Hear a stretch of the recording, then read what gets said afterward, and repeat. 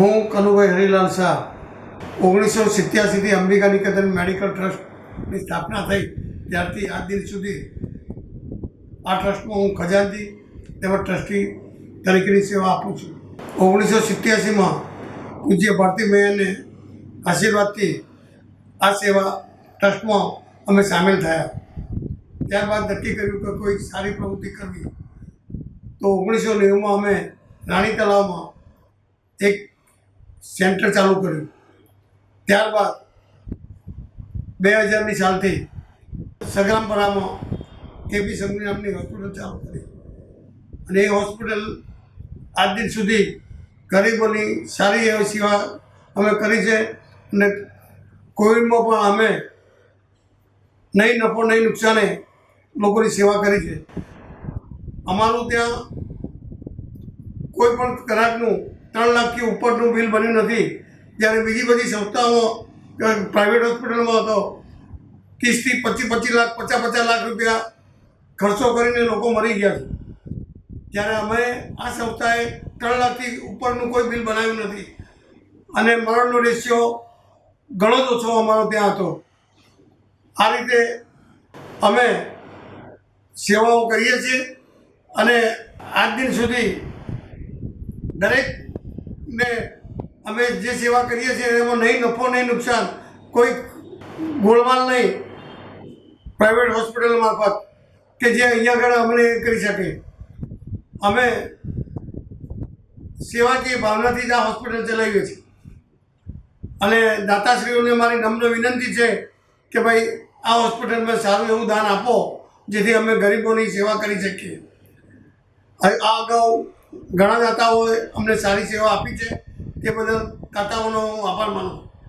કનુભાઈ, આપ શરૂઆતથી છો આની સાથે અને હવે જે ખર્ચા થાય છે, તમે સૌથી આધુનિક સારવાર એવું સુરતની અંદર જેટલી બધી હોસ્પિટલો છે પ્રાઇવેટ, એના કરતાં કોઈ ઉતરતી સારવાર અહીંયા નથી થતી. એના જેટલી સારવાર તમે અહીંયા આપીએ છીએ. તો આજે તમે આટલો બધો બીજા લોકો જે વસ્તુના 500 રૂપિયા લે છે, તમે એ વસ્તુ 50 રૂપિયામાં કરી શકો છો અને કરી આપો છો, તો આ કેવી રીતે શક્ય બને છે? સાહેબ, અમે કંઈ નફાની ગણતરી નથી કરતા. અમારે તો સેવા કરવાની છે. અમે નફો લેતા જ નથી. અમારે તો 12 મહિને 2 પલ્લા હરખા થઈ જવા જોઈએ, ખૂટે તો અમને લોકો ડોનેશન આપે છે. એટલે અમને કોઈ સવાલ નથી. અમે બીજા કરતાં અત્યારે પણ 25થી 30% પૈસા ઓછા લઈએ છીએ. અત્યારે એક બર્ન્સ પેશન્ટ દાખલ થયું હતું, 75% બર્ન્સ હતું તો આપણે સારું થઈને ગયું છે. જે અમારી હોસ્પિટલમાં દાખલ ના થયું હોત ને બીજી હોસ્પિટલમાં દાખલ થયું હોત તો રૂપિયા 50 લાખનું બિલ બનાવ્યું હોત. અમે 4-5 લાખ રૂપિયા પતાવી દીધો એક દવાઓ સાથે. કનુભાઈ, એક એવી ભાવના આવી છે કે અંબિકા નિકેતન માં અંબા આની સાથે છે કે માતા સાથે છે, તો તમને એનો કોઈ પરચો મળ્યો આટલા વર્ષોમાં કે કોઈ સમસ્યા હતી, કઈ નવી વસ્તુ ડેવલપ કરવી હતી, પૈસા નહીં હતા અને પછી આવી ગયા? સાહેબ, પરચા તો એવા ઘણા થયા છે કે અમે જે નક્કી કર્યું હોય તો માતાજીની કૃપાથી કોઈને કોઈ સામે આવીને અમને ડોનેશન આપી જાય. એમને અમને માગવા જવું નથી પડ્યું. એવા અમારા ઘણા પરચા થયા છે. કોઈ એવી કોઈ ઘટના જો આપ કહી શકો અમને? અમારા વચ્ચે 2 મશીન લેવા હતા. એક ભાઈ આવ્યા કે ભાઈ મારે ડોનેશન આપવું છે, તો અમારા સ્ટાફે કહ્યું કે આ ડોનેશન આપો, તો તે ભાઈ ડોનેશન આપ્યું ને મેં કામ ચાલુ થઈ ગયું. તો ઘણા પરચા છે અમારી પાસે.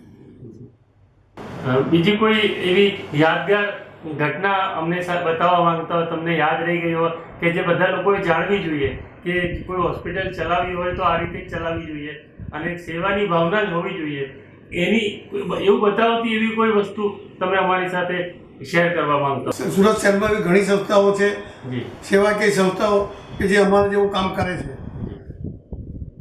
પણ પ્રાઇવેટમાં એવું નથી થતું. સેવાકીય સંસ્થાઓમાં થાય છે કે ભાઈ નહીં નફો નહીં નુકસાન કામ કરવાવાળા ઘણી હોસ્પિટલો છે.